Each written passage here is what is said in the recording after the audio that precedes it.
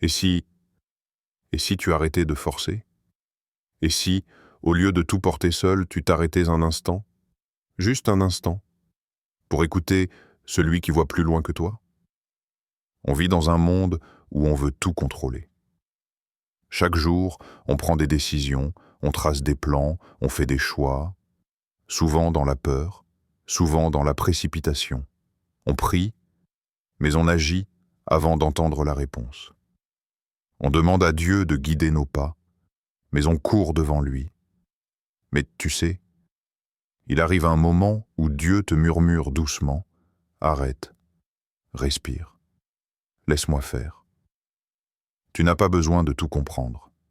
Tu n'as pas besoin de tout régler. Tu n'as pas besoin de forcer ce qui ne veut pas s'ouvrir.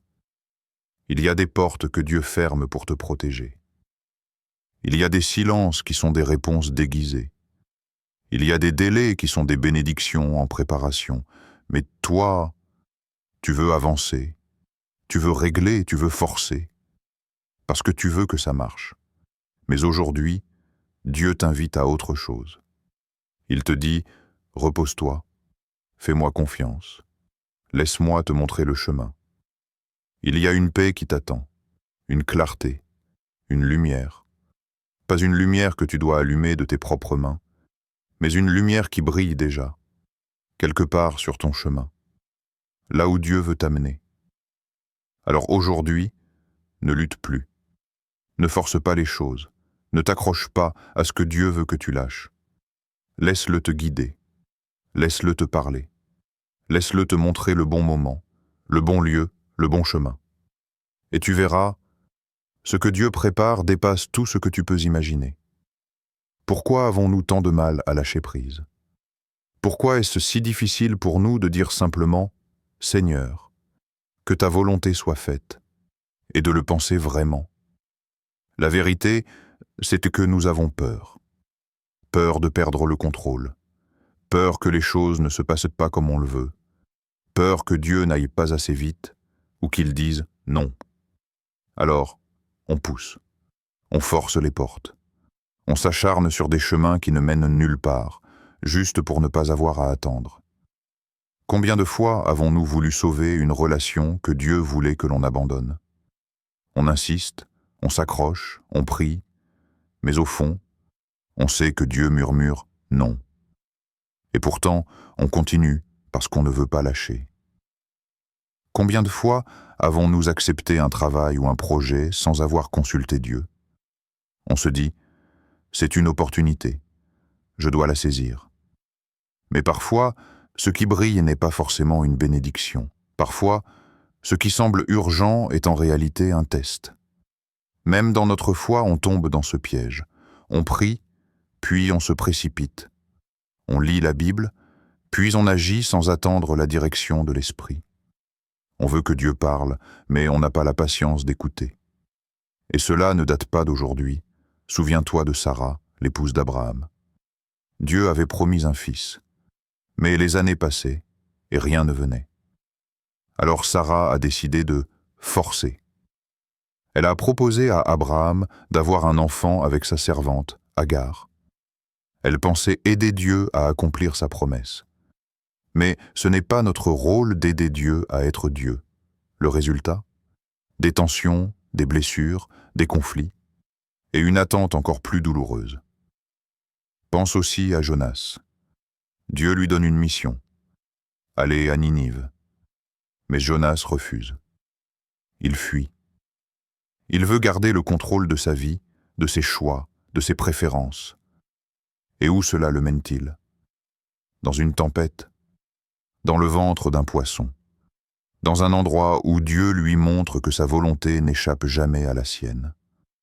Chaque fois qu'on force, on finit par se fatiguer. On gaspille nos forces, notre paix, nos larmes. On s'épuise à vouloir maintenir en vie des choses que Dieu essaie doucement de faire mourir. Mais voici la vérité que Dieu veut te rappeler aujourd'hui.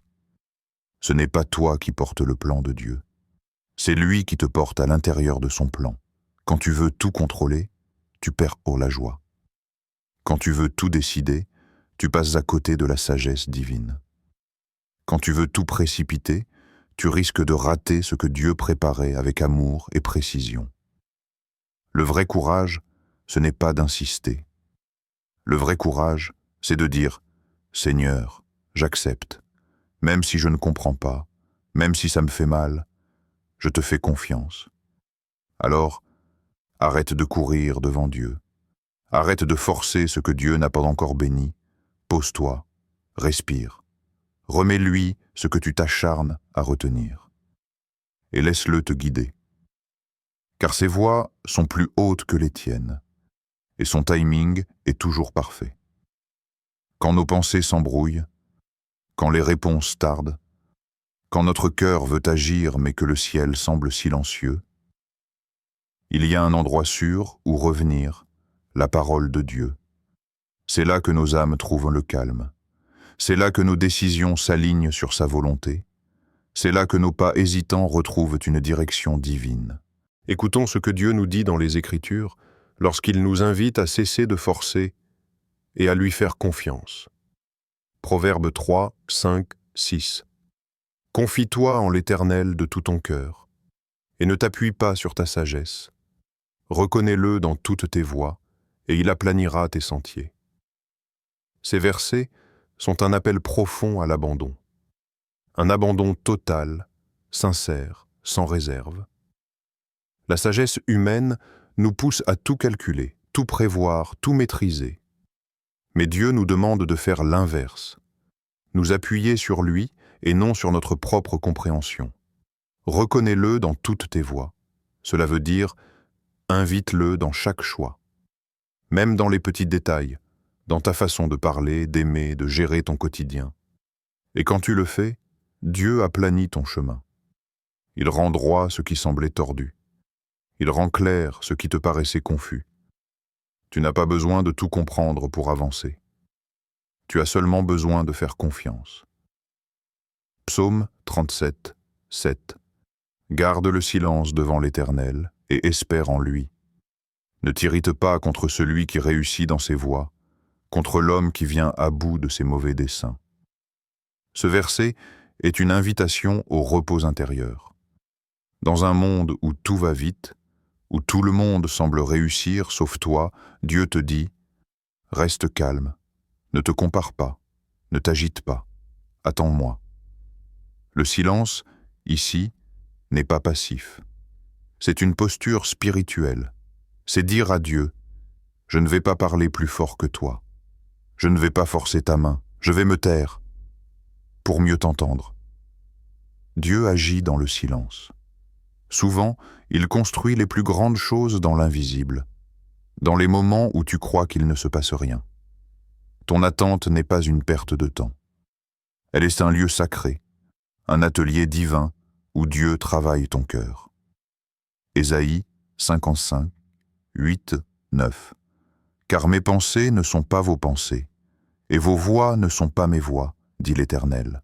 Autant les cieux sont élevés au-dessus de la terre, autant mes voix sont élevées au-dessus de vos voix, et mes pensées au-dessus de vos pensées.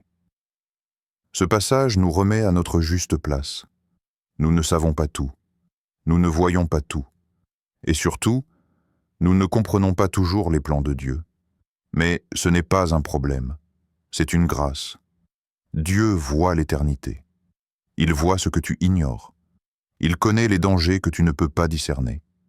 Il sait ce que tu seras demain, bien mieux que toi aujourd'hui. Alors, quand il dit « Attends », ce n'est pas un refus cruel. C'est souvent un acte d'amour. Un « non maintenant » pour un « oui meilleur » plus tard. En résumé, ces 3 versets ne sont pas juste de belles paroles. Ce sont des fondations solides pour ton cœur troublé. Quand tu veux courir, Dieu te dit « garde le silence ». Quand tu veux contrôler, il te dit « confie-toi en moi ». Quand tu veux comprendre, il te dit « mes pensées sont au-dessus des tiennes ». Ne force pas, ne doute pas. Reviens à la parole. Reviens à celui qui t'aime plus que tu ne peux l'imaginer. Il n'a pas besoin que tu comprennes son plan. Il a seulement besoin que tu lui fasses confiance. L'attente. Ce mot que nous redoutons tant. Ce temps flou, incertain, inconfortable, où rien ne semble bouger, rien ne semble changer. Et pourtant, c'est dans ces moments d'attente que Dieu travaille le plus profondément en nous. Parce que l'attente, dans le royaume de Dieu, n'est jamais une perte de temps. C'est une saison sacrée, un espace de formation, un atelier invisible où Dieu façonne le cœur, purifie les intentions, affine la foi. Le silence de Dieu n'est pas son absence. Il y a des moments où tu pries, mais tu n'entends rien. Tu demandes, mais le ciel semble muet. Tu pleures, mais rien ne change à l'extérieur. Et tu te dis peut-être, Dieu m'a oublié. Il ne m'écoute plus. Mais non, le silence de Dieu est souvent un temps de préparation. Il ne t'a pas abandonné. Il t'équipe. Il ne t'ignore pas. Il t'enseigne à marcher par la foi, non par la vue. Souviens-toi, le professeur se tait pendant l'examen. Ce n'est pas parce qu'il est silencieux que Dieu est absent. C'est peut-être parce qu'il t'observe, pour t'élever. Jésus, lui-même a attendu avant de prêcher, avant de faire un seul miracle, avant de marcher sur l'eau, de guérir les malades ou de ressusciter les morts.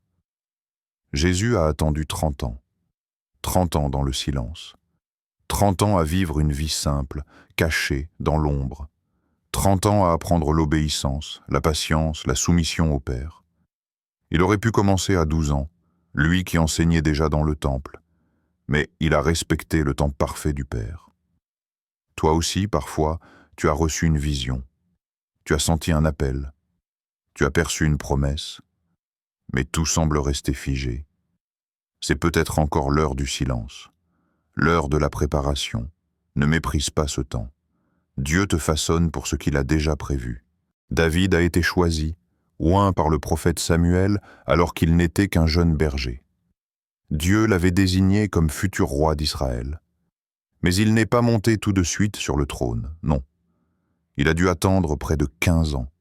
15 ans à fuir Saül.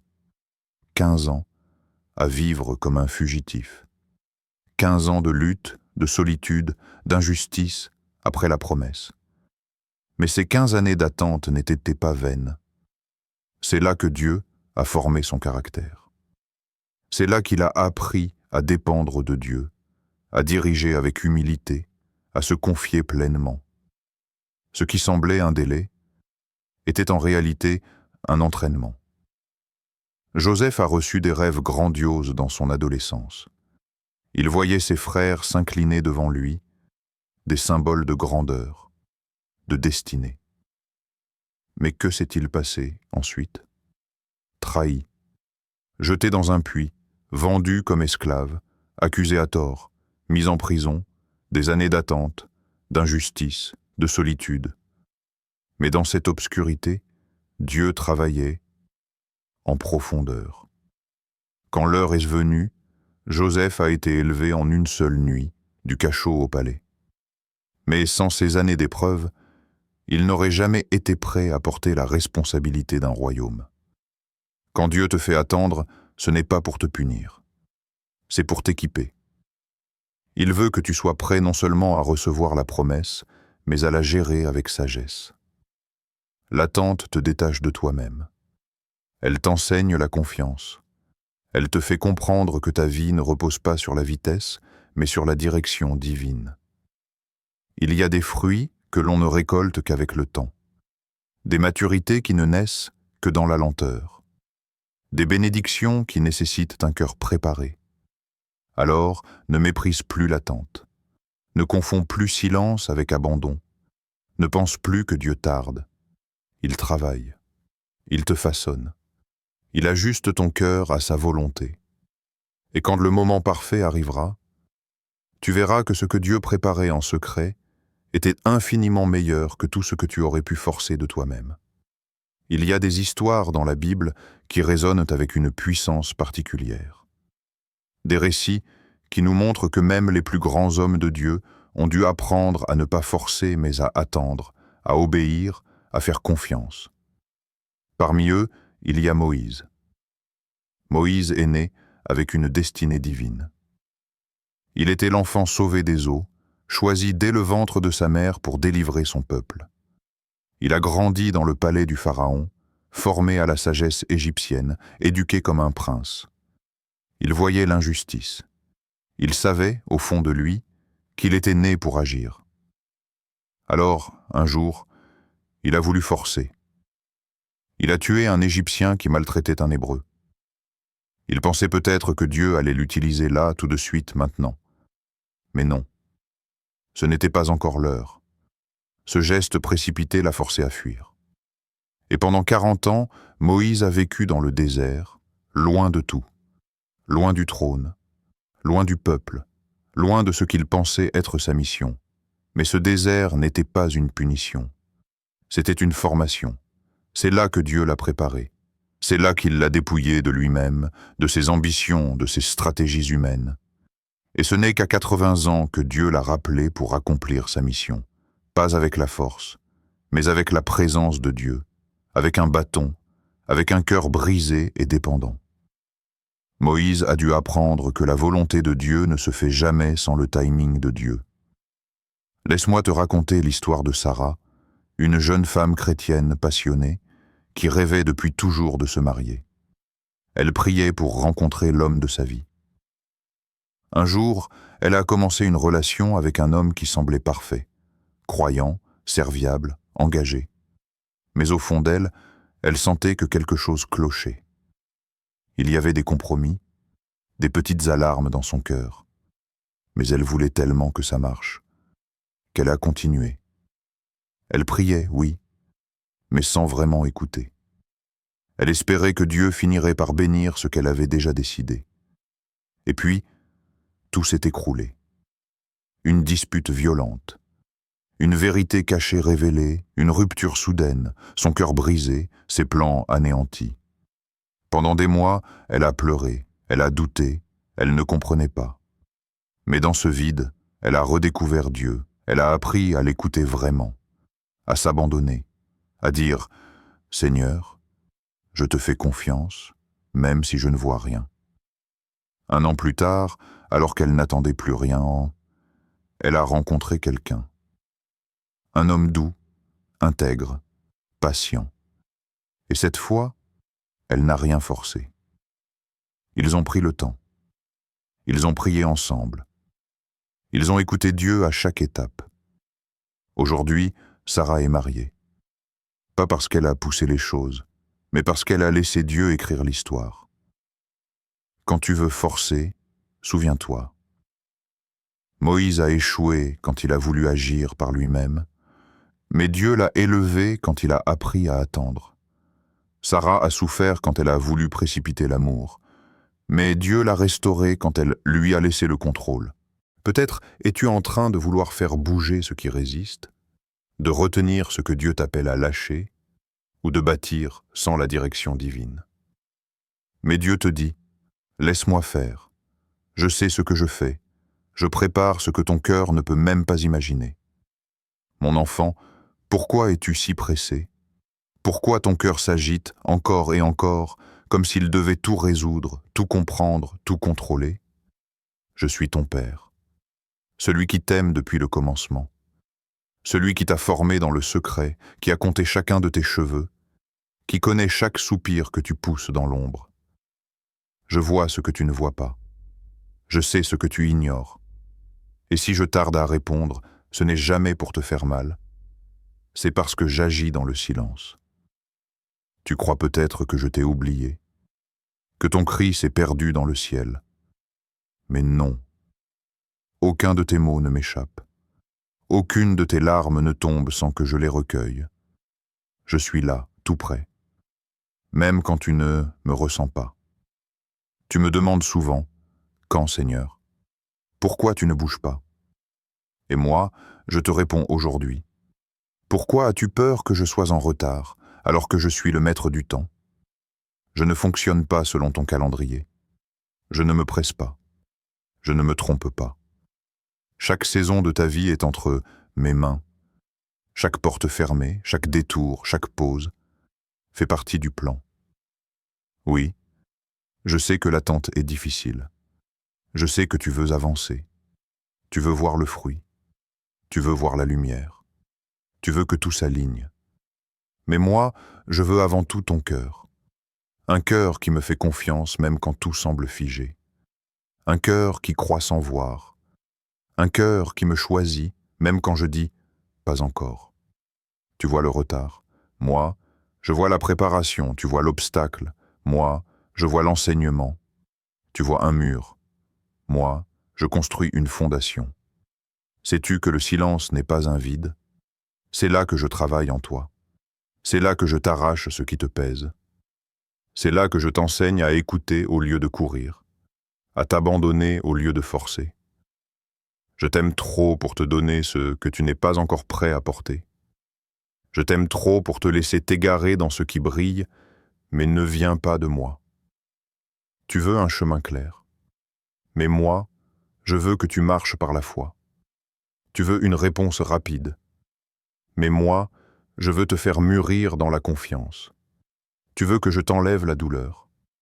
Mais moi, je veux t'enseigner que ma grâce suffit, même dans les larmes.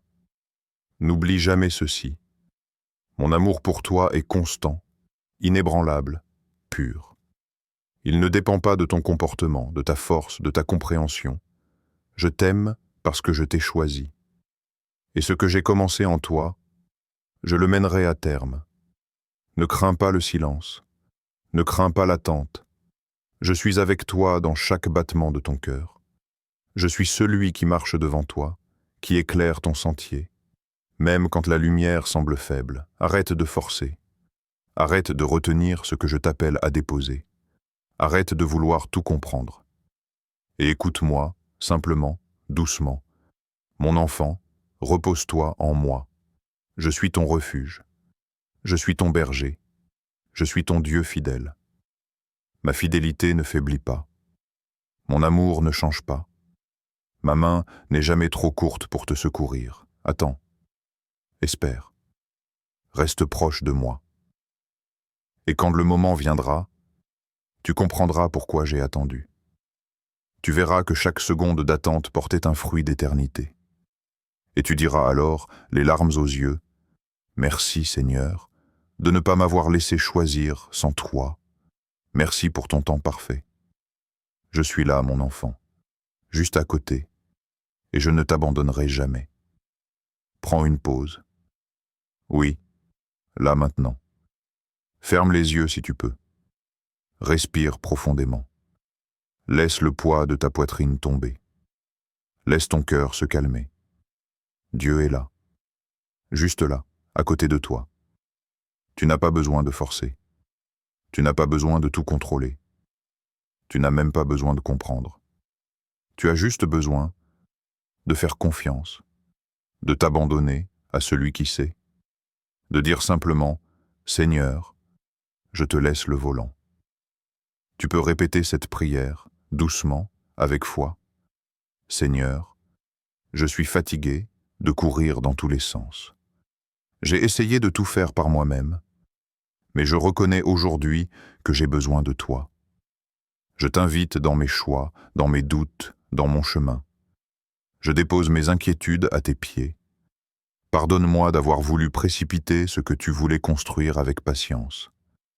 Apprends-moi à attendre, à te faire confiance, à écouter ta voix plutôt que mon impatience. Je choisis de croire que ton silence est plein d'amour. Je choisis de croire que ton timing est parfait. Conduis-moi. Aide-moi à marcher à ton rythme, à ne pas forcer, à ne pas fuir, à ne pas paniquer. Remplis-moi de ta paix maintenant. Et que ma vie s'aligne sur ton cœur. Je te donne tout, et je te dis, fais ce que toi seul peux faire. Au nom de Jésus. Amen. Tu vois, il n'y a pas besoin de 1000 mots, juste un cœur sincère. Dieu n'attend pas ta performance, il attend ta confiance. Alors, continue de marcher. Mais ne marche plus seul. Prends la main du Père. Et laisse-le te conduire, pas à pas, jour après jour. Tu as entendu ce message. Tu l'as reçu dans ton cœur. Et maintenant, une vérité doit rester gravée en toi. Ne force rien. Dieu est déjà en train d'ouvrir la bonne porte. Ce que tu ne vois pas, Dieu le prépare. Ce que tu crois bloqué, Dieu le travaille. Ce que tu penses perdu, Dieu peut encore le restaurer. Tu n'as pas été créé pour tout porter seul. Tu n'as pas été appelé à tout contrôler. Tu as été créé pour marcher avec ton Père, main dans la main, à son rythme, dans sa paix. Rappelle-toi ceci. Tu n'as pas besoin de comprendre le plan pour avoir la foi. Tu as seulement besoin de faire confiance à celui qui tient le plan entre ses mains. Alors, dépose ton impatience. Dépose ta peur. Dépose ton besoin de tout maîtriser. Et déclare avec foi. Déclaration de foi. Seigneur, je te fais confiance. Même si je ne vois rien, je crois que tu agis. Même si tout semble lent, je crois que ton temps est parfait. Je ne forcerai plus les choses, car tu es le maître du chemin. Tu ouvres les portes que personne ne peut fermer, et tu fermes celles qui ne sont pas pour moi. Je choisis la paix au lieu de la panique. Je choisis l'obéissance au lieu de la précipitation. Je choisis toi, Seigneur, chaque jour. Père, je te confie ton enfant qui lit ou écoute ses paroles. Tu connais ses combats, ses doutes, ses blessures, ses attentes. Viens poser ta paix sur lui, sur elle. Fais taire le bruit intérieur et remplis son âme d'assurance. Donne-lui la force d'attendre ton moment, la sagesse de ne pas forcer et la foi de te suivre même dans l'ombre. Je déclare sur lui, sur elle, que la paix de Christ l'envahisse, que la main de Dieu le conduise, et que ta volonté parfaite s'accomplisse dans sa vie, à ta manière, à ton heure. Dans le nom précieux de Jésus, Amen. Tu n'es pas seul, et tu n'as pas à tout comprendre. Reviens chaque jour à Dieu, parle-lui, écoute-le, marche avec lui, et souviens-toi, celui qui a commencé en toi une œuvre merveilleuse, l'amènera à son accomplissement. Dieu est déjà en route, ne force pas, laisse-le te montrer le chemin.